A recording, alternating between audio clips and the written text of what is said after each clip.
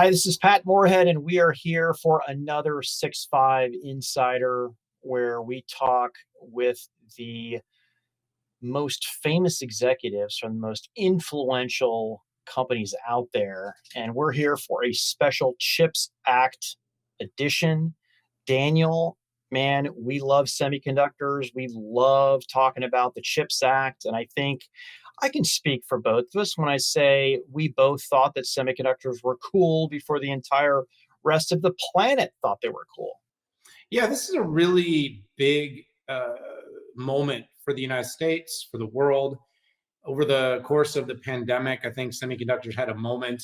There was a lot of attention brought onto the industry, but I still think there's a long way to go. And I think that sometimes the problem with the way the world works, sometimes the media works, is that we hit on something and it gets a lot of attention, and then we say, "Oh, problem solved. It's over," and then we move on. And Pat, as industry analysts and people, you and I being people that the market listens to, I think it's almost our responsibility to make sure that these topics stay top of mind and that we continue to really focus on the fact that semiconductors are so important to our everyday life, not just our phones, not just our computers, but our cars, our ovens, our national security, our missiles. I mean, across the board, the way our world functions is really powered by semiconductors. Yeah, and one of the biggest companies out there, actually the largest semiconductor company, Intel, is playing a pivotal role and has been for as long as I've been in this industry, and that's been a long time. So, Daniel, without further ado, let's bring in our guest, Bruce Andrews, Chief Government Affairs Officer at Intel. Bruce, thanks for coming on the 6-5, first time, and we really appreciate it. Well, thank you, and thanks for having me. Hopefully, after this, you'll invite me back. We'll see. We'll commiserate. We'll ask. Ask our fan base. But I'm pretty sure I know what the answer is going to be. So, Well, Pat, after you started this off by saying we bring in the most famous and influential executives in tech, which, by the way, your chief, Pat Gelsinger, has been on the show a few times before. You're in good company. Several of your other C-suite executives throughout Intel have been on. We definitely find it to be one of the most important and influential companies in not just semis, but across technology. And we are very interested. And Pat and I actually really love talking about things like policy, government affairs, because it does intertwine with the tech. Sometimes it's like we just want to focus on process. No. This is really important. So I'd like to start with you, and then we're going to get a little bit more into Intel. But talk a little bit about the role of, the Chief Government Affairs Officer. You've done this job in a pivotal moment. What was your role kind of working on a global scale and, of course, with domestic policymakers throughout the CHIPS Act at Intel? Well, so it could not be a more interesting and exciting time in both the world of government affairs and the semiconductor industry. For better or worse, semiconductors have never been more front and center, both as a technology, particularly as the world grows more digital, but also as a geopolitical issue. And what we've realized, and whether it was the COVID situation, whether it was the Shanghai port shutdown, whether it was the shortages that we saw through natural disasters and all kinds of other things, what we've come to realize is having a resilient and strong supply of semiconductors couldn't be more important to the global economy. All you have to do is ask auto workers at Ford who were idled because they were waiting for a 50-cent chip to come in. But that's just the tip of the iceberg, and we look at a world where, for example, premium automobiles right now are about 4% of the value of semiconductors. That's going to get up to 20%. You're basically driving a computer on wheels right now. And so where do we come in? So government affairs, I'm lucky because I've got a global team that works with governments around the world, but it's a particularly important time in the United States. Intel is in the middle of what we call our IDM 2.0 strategy, which is really an exciting reinvention of the company, because traditionally we've been a company that's designed and manufactured our own semiconductors. We do them for ourselves, but we don't do them for other people. And when Pat came in as CEO, he really recognized that there is an unbelievable market opportunity for a company that can make leading edge semiconductors, but particularly here in the United States. So we're in the middle of what is a metamorphosis. A company will still design and manufacture our own semiconductors, but more importantly, we're also going to become a foundry for the world's leading fabless companies. And so there's this great opportunity. The global demand is only going to continue to skyrocket. Every part of our lives has become more digital. I talked about automobiles, but light bulbs, I mean, you name it, our houses are going to be, our homes, our workplaces are all going to be giant computers, and they're all making our lives better. That's all going to take semiconductors. So the big responsibility for my team is educating governments about what the issues are for the semiconductor industry and what it really takes to make countries competitive. And that was particularly something we spent a lot of time during the CHIPS Act explaining to government officials, first of all, why semiconductors are important. Second, why having a resilient supply of semiconductors made in the United States is critical, both to economic security, but also national security. And also explaining the global aspects of the market. Because as you guys know, but to be honest, the average policymaker did not know how complicated a market. I mean, this is an industry, when we build a new fab, you're talking 20 or 30 billion dollars. It's also an industry that, in 1990, 37% of production was in the United States, over 40% was in Europe. Now that figure is, in the United States, we have about 12% of global production, which Intel is half of that, and then Europe has about 9%. So there has been this significant change in movement to Asia, and the CHIPS Act is really an intent to help close the cost difference because of the significant subsidies that the Asian governments, particularly Taiwan and South Korea, but that they've done that's helped build up the production in their countries. And as Pat has often said, it's not like Congress took a vote to move the leading edge semiconductor industry to Taiwan. It was actually really smart and proactive policies by the Taiwanese government that really helped build up their industry. And so for 30 years, everybody else, particularly the United States, has been sitting on the sidelines. And so my job was to help explain to people what the importance of the industry is and why we need to be able to manufacture here in the United States and regain some of that global market share. Bruce, I think you set the table great. And if you've watched some of our shows and read the corresponding research reports both Dan and our companies have put out, we are in full alignment. And my relationship with Taiwan goes all the way back to 1995, and it has been an incredible run. And the world's different now, and things changed, and we need to move to the next step. And the CHIPS Act is an absolute one of the things that can move us to the place where I think we need to be, which is a good supply, a protected supply of silicon that is closer to U.S. shores. And by the way, we're not alone. I mean, we have Western Europe, we have Japan. So this isn't a U.S. thing. Now the CHIPS Act is, obviously, and so let's dive into that. What is the latest on the CHIPS Act? Can you give us a little bit of an update on the status and timing? Did you give them your bank routing number and a check gets sent out? Where are we in the process?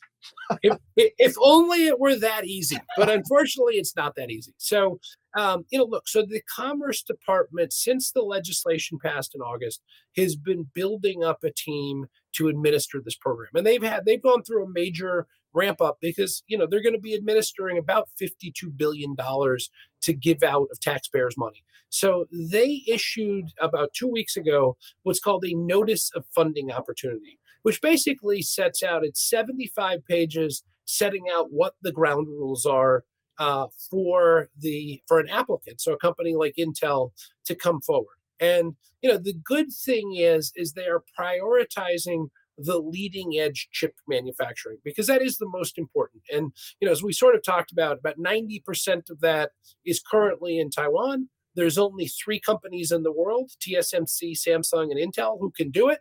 And what the government has recognized is having that capacity in the US is critical. So the notice of funding opportunity really sets out the rules for us. And so we are starting to work on our applications. We are already building in Arizona. We've already started working in Ohio. Intel has announced 43.5 billion, and that's probably the floor, and it will go up from there. But over $43.5 billion in investments. So we are very eager to submit those applications to the U.S. government, because having that capital is critical to enable to, one, do all the construction that we're doing, because we're entering what is probably the biggest capital expenditures in United States history. And then second is, really helping to close that cost gap that I mentioned. So we'll submit our applications. The Commerce Department will go through a rigorous process of reviewing them. Hopefully, you're right that we can just send them our routing number, but I have a feeling it's going to be a lot more work than that. But we are very prepared to make our case about why this process is so important. And I think the Commerce Department recognizes they need to move quickly, because, as you guys know, it takes about 3 years to build a leading edge fab. So this really is all started. The starting gun has gone off, and we need to build that capacity quickly for the demands of the future. Yeah, and I think that's a really good point, Bruce, is that because the market has somewhat subsided in terms of the intensity, the pandemic has come to an end, the shortage has now become, in some cases, oversupply. And what we can't let happen is the policymakers misconstrue that these cycles are something that means less demand, less urgency. These cycles have been seen. They've happened many times before. There's a lot to be learned from history, although sometimes I worry that people in powerful positions don't pay good attention to that. Pay attention here is that we will have another boon of demand. And you look at like what's come out over the last few weeks with generative AI alone. You look at the amount of computing horsepower that it's going to take to actually enable these next products that are going to complete our sentences and build our PowerPoint decks for us. All of this, Pat, you and I always make the joke, right?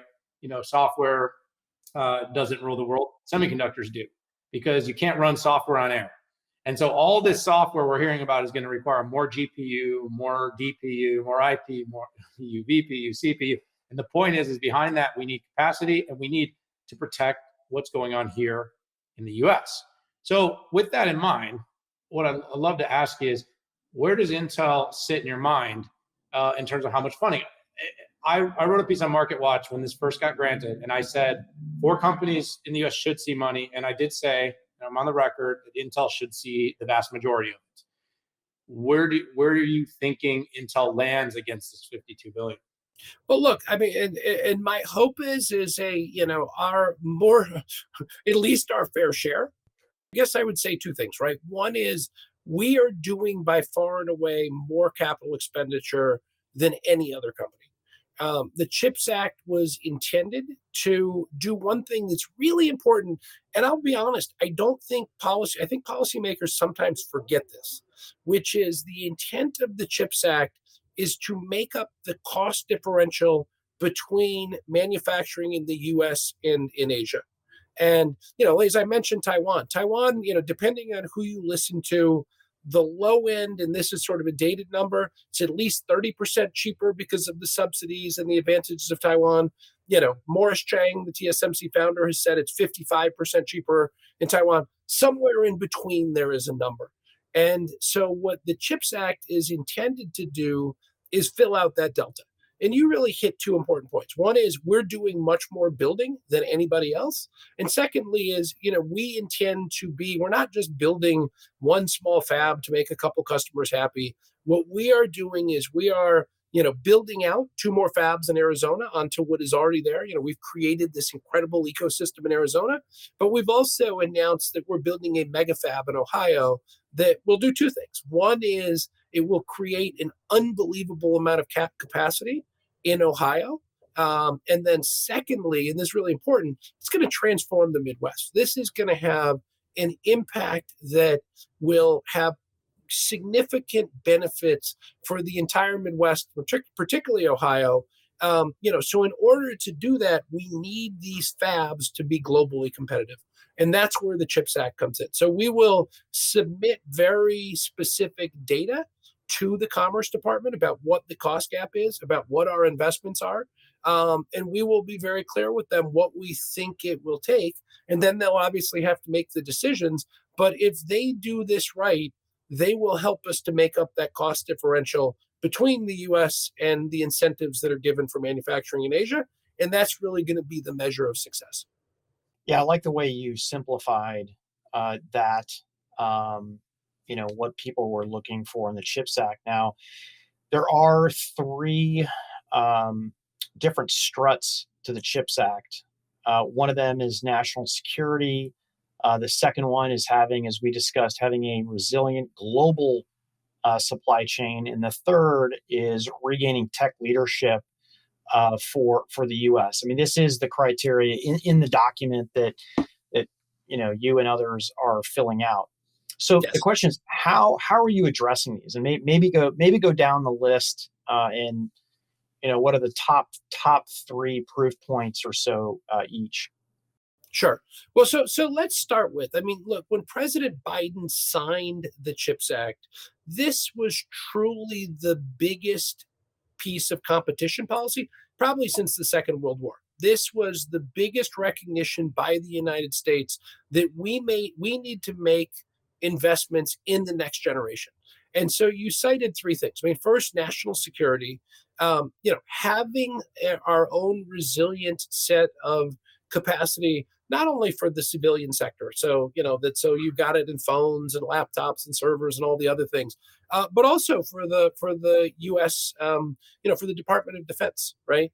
And you look at an F-35 fighter is a good example. There are over 2,000 chips in the F-35, and do we really want to be dependent on another country for those chips? That's a terrible recipe for potential disaster in the future.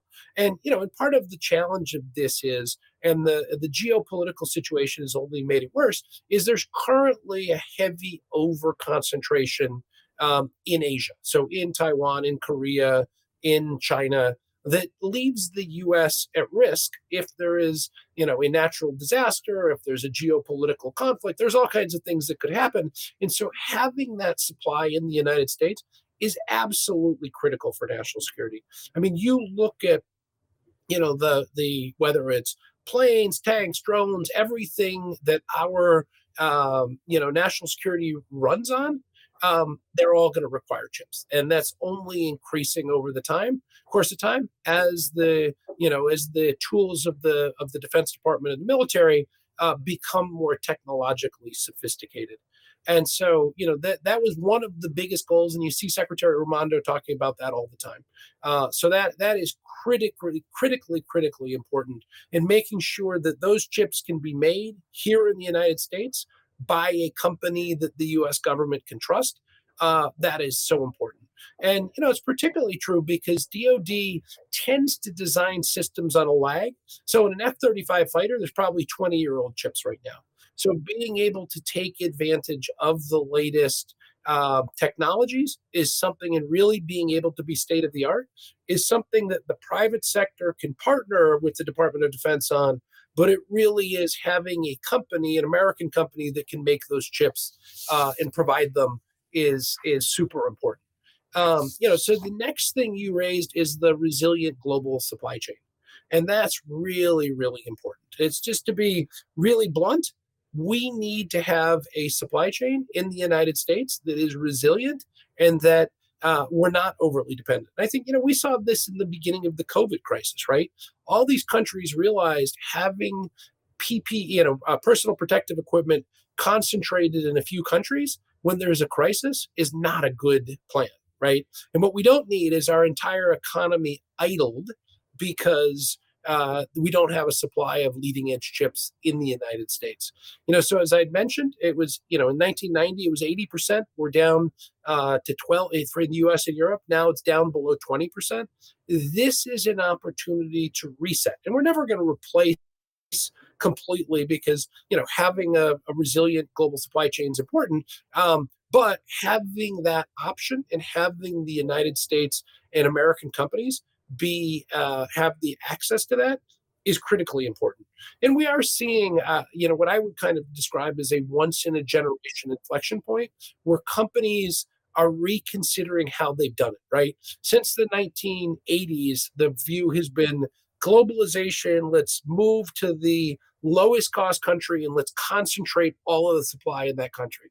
And I think there's a pretty broad recognition that has not been successful. That was great if you have no problems in the world, that everything's perfect and you never have anything that interrupts supply. You don't have natural disasters, you don't have geopolitical conflict. But if you have those things, you really need to have the balance and resiliency. Yeah, it's really resetting. I call that resetting the supply chain calculus. It's all changed. 100%. 100%. And every company is going through this and figuring out, hey, how do we make sure we're not dependent on an over concentration or a single point of failure? Because frankly, that's the lesson we've learned recently. I've made reference to my old company, Ford Motor Company, or where I used to work. You have employees and plants idled because a 50-cent chip. We can't be in that position again, right? How many times have we said that on the pod, Pat? The 50 cent, or maybe it was 37 cent. We throw different numbers out, but they're somewhere between a dime and a buck. It's crazy. It's crazy. And so this is a once in generation opportunity, but there's also really the opportunity for the United States to continue our technology and R&D leadership. Intel is the company that put silicon in Silicon Valley. We're very proud of our history. But we're also excited because we think there's an opportunity to really write the next chapter, right? And it's an American chapter. It's a chapter, where we have the most advanced logic chips manufactured here in America. We have the ability to continue our global leadership. We have the ability to create these tech ecosystems in the United States. If you go to our facility in Oregon, that started out as a farm. Mr. Ronler had his farm out there. Now you go out and it's huge semiconductor manufacturing and R&D. There are Google plants and Microsoft and MTT data centers. I mean, it's really created this unbelievable opportunity because one of the things, and Andy Grove used to talk about this, separating the manufacturing from the R&D, you can do it, but it's not as effective. So having those two things together is critically important. And like I said, there are 3 companies in the world that can do this. TSMC, who's massively building up in Taiwan, excellent, really impressive company. Samsung, also really the South Korean champion, and then Intel. And so we see an opportunity here to really regain the U.S. leadership that's been lost over the last 30 years by other countries having much more aggressive policies to really get the, to build up their manufacturing in that country. And that's why we're leading. That's why we're, putting the pedal to the metal on these investments here in the United States. As you guys mentioned, in a down cycle, a lot of companies reduce their investment. We're actually increasing. I mean, we've basically taken our company cash flow negative for the first time in 30 years because we see that we need to be ready on the other side of this downturn because the history, and you guys know it better than I do, the history is the market shoots up at the end. And so we are ready. We're also, and people don't talk about this, but we're one of the leading R&D spenders here in the United States. We are massive investors in research and development, which will help maintain American leadership for years ahead. And I talked a little bit about the $43.5 billion investment in Ohio, in Arizona, and New Mexico. But we're also looking at the impact that's going to have across the United States. It's not just the thousands of jobs that are going to be created there and the billions of dollars of economic impact, but it's also the ability by increasing manufacturing in the United States to bring the supply chain here to the United States. Bruce, you covered a lot there. And, Pat and I have to give you the capacity to run on some of these answers because there is so much ground to cover. I'm really glad that you kind of itemize those three things because I feel like I said it a lot, and I'm surprised how often I felt like I had to explain it's not just the supply chain. And in fact, there's an argument to be said that the supply chain maybe was what made it as visible as it was, but the national security was probably the real reason it passed. And of course, the technology leadership is something that I don't think our policymakers should be able to sleep at night knowing they gave up so much ground on the ability to lead such an important industry on a global basis. The other thing that's important, though, is to really look at the interdependence of these three things and how that impacts where dollars should go. Because these three things, there are many companies that are US based, US listed, traded companies that maybe do one of these three things. Maybe they offered capacity. Maybe they had leadership in a certain process node. Maybe they work closely with our government on building certain chips for utilization in submarines or in tanks or for AI, for advanced missile technology. But my point is that the criteria was all three.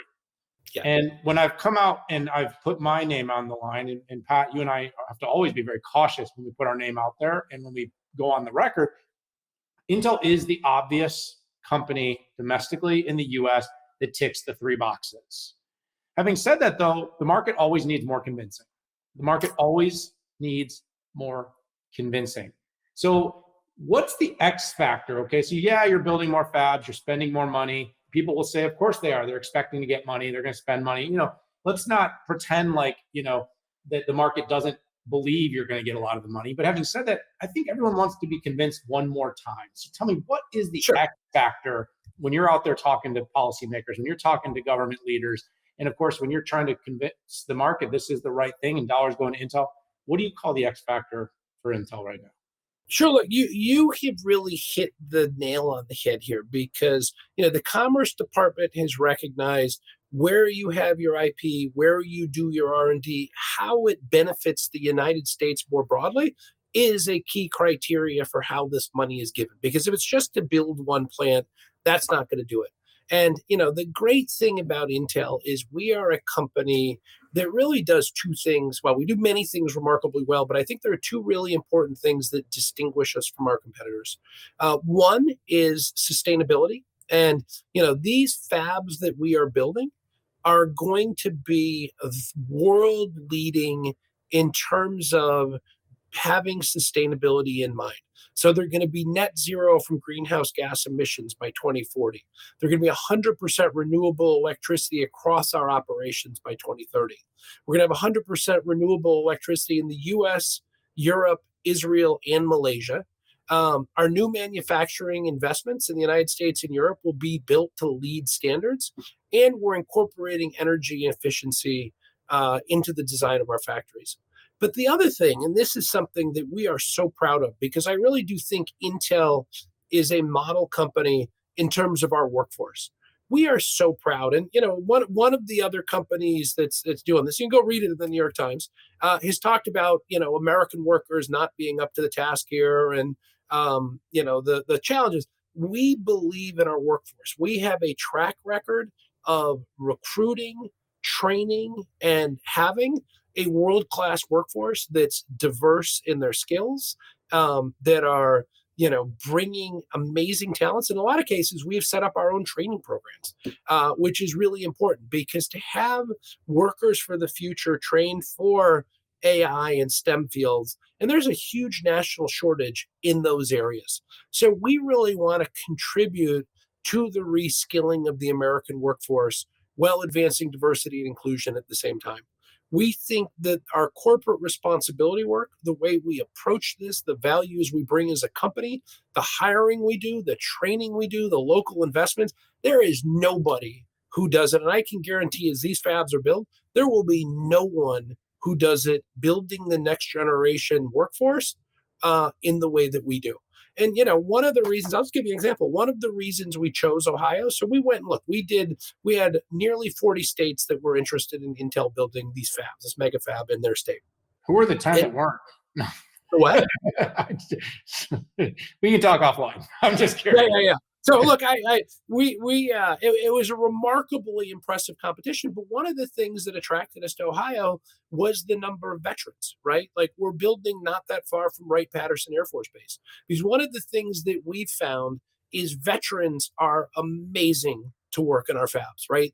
These are people who have incredibly disciplined, well trained, and they can take those skill sets that they've learned in the military and bring them and put them in place. So we're actually, really proud of the workforce that we built, but also hiring veterans, hiring people of diverse backgrounds. And if the US government is going to put this kind of money into an industry, then we should absolutely be able to show the benefits to the American worker, to American skills training. We've already announced investments in 8 leading institutions for $17.7 million over the next 3 years is part of our $50 million commitment in Ohio to higher education institutions. So, we are literally putting our money where our mouth is to do this. And we view, setting up these programs, setting up our job training, working with education institutions. And look, it's great. We want them to come and work at Intel, but we're also going to be skilling up the workers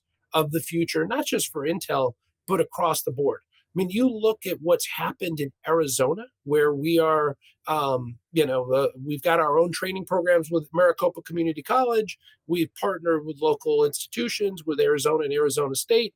And, I will tell you, it is not a coincidence that another company decided to come build near us in Arizona, because we have built up the ecosystem and we built up the job training structures there to make it globally competitive. The investments that we've announced are going to create over 6,700 Intel jobs, more than 11,000 construction jobs. And that's going to really multiply across the economy, because for every one job we create, there's a multiplier of somewhere between 10 and 12 other jobs that are created in the economy. As part of building these training programs, we're working with mathematicians, cybersecurity professionals. We're partnering with 2-year schools, 4-year schools, historically Black colleges and universities, the Quick Start program. So we're super proud of the work that we're doing and how we think this is going to benefit the U.S. economy more broadly. Yeah, Bruce. So I grew up in Ohio. I was born in Columbus. I went to school near Dayton, Ohio, and I lived in Cleveland for my entire life. And they have no idea the benefit that this is going to bring them yet. A few do. Not many people get out of Ohio to get into tech. I was one of the few to be able to do this. Is a big deal for that area. And talk about an area that's hungry for growth. I mean, when I grew up there, they were shutting down steel mills, auto manufacturing, and the investment to reskill is paramount and important. And I'm just going to say, TSMC, at least based, on some of their own quotes, is kind of questioning the efficacy of the U.S. worker. And last time I checked, that's not the way. That's not the way to impress people in the U.S. government, or it shouldn't be at all. But my apology for my editorialization here. But I know what it's like, and I know the impact, and I know at the end of the day what Intel building that facility in Ohio is going to mean for the entire Midwest, not just Ohio. Bruce, I want to ask you one more question here, and that is about capacity. I have a take on this. Daniel has a take on this, but we want to hear your take on this. We hear about this big downturn in chip demand, right? The ups and the downs. Why build so much capacity given this short-term downturn? So let me just say one thing on your previous, and then we'll go to it. I think history is rife with examples of people betting against American workers, and it's never right. And the thing that's going to be amazing about Ohio, and I grew up in upstate New York in Syracuse, where for generations, smart young people have had to leave to go to New York City and other places to find, really, jobs of certain types that they're just not available there. What we're going to do in Ohio is going to allow young people not to say, "Hey, I have to move to one of the coasts to That's right. find a tech job." It's I going to had be to. I had to. yeah. Yeah, I did too. I'd love to live in Syracuse, but the types of jobs that I was interested were not there, right? This is going to transform. But let's go to your question because it's a really important one. We are carefully monitoring both the economic and market conditions because there's no doubt we are in a short-term downturn. And you guys, the history of this market. It is there are periodic downturns or long runs of really high demand, and then there are downturns, but then every single time. And I would challenge either of you and anybody listening to this to tell me which parts of their life are going to be less digital in the future. Now, do I wish I could get my kids to be a little less digital on their phones? Yes, but that's not going to happen, right? Our lives are all increasingly becoming more digital. And, a fab takes 3 to 5 years to build. So the fabs that we're building now are, coming onto line, not for the demand today, but for the demand after 2025. And there is a recognition in this industry broadly that the demand is only going to continue to go up. So what we're doing is we're using our smart capital approach to support and inform our capital spending. We're being, I think, remarkably innovative in how we're approaching this because we are trying to stretch our money and maximize our ability to do capital investment now. So, companies that have problems are the ones that stop investing in the downturn, right? And that's the easy thing to do. We've made a number of tough decisions, but what we said is this is a long-term bet, and this is so important to continue our capital spending now so that we're ready for the future. We've taken significant actions to reduce our costs because it is all about making sure we have the money to invest in the future to be successful. And we think that these incentive in the U.S. and we're also, I should have said we're building a fab in Germany as well. So in the EU, these types of incentives are critical to make these investments, but also to allow them to be globally competitive. Because the worst thing that could happen, we can build fabs, but if they can't be globally competitive against Taiwan and Korea and China, then we're not going to be successful. And we need these investments. We need this cost differential to be competitive. And we need secure and resilient supply chains to make sure that we have access to the various inputs that will help make these semiconductors and all these great technologies of the future that we and all of your listeners are going to be able to enjoy for years into the future. Bruce, I just want to say thank you on behalf of both Patrick and myself so much for taking the time to really break this down. Both of us, Pat and I, in the 6.5, we've been really outspoken about this as analysts that spend a lot of time on semiconductors, but also as those that are really trying to influence the way the world sees digitalization, the way the world sees the way we move, forward in our industries. We talk a lot about national security, but look, the way we learn, the way we play, the way we travel, semiconductors are going to shape the world. And as being here in the United States, I want to see innovation here. I want to see jobs here. I want to see resiliency here. That doesn't mean we don't want to see the world contributing and we don't want to see an economy that's global. I think that is always going to be part of our future. But I hope we learn something. I hope as a world that the pandemic, as sad as it was and all that took place, that we learned from it what is going to be important to make sure that we are able to stay connected, we're able to stay safe, we're going to be able to keep data secure, we're going to be able to keep the economy growing and keep people employed. And these are all things that I think matter a lot. And so I just want to say personally, thank you. I hope this isn't the last time we talk, and I hope that the world doesn't turn this off just because we passed the 52 billion. I think that's the first 52 billion. I think there needs to be more spent. If I look at the way our government spends money, I think this should be a much bigger priority than some of the other ways. And Pat, I'm sure you probably share my sentiment on several of these things. Well, I do. And quite frankly, I view this as an investment, not spend. And if I look at everything we're spending money on, I don't think everything can apply to that. There will be a net output out of that. I know everybody's not, but I just don't see, it's incomprehensible for me to not see that. I mean, when you land a fab in a certain area, literally hundreds, if not thousands of people come in to support and make that happen.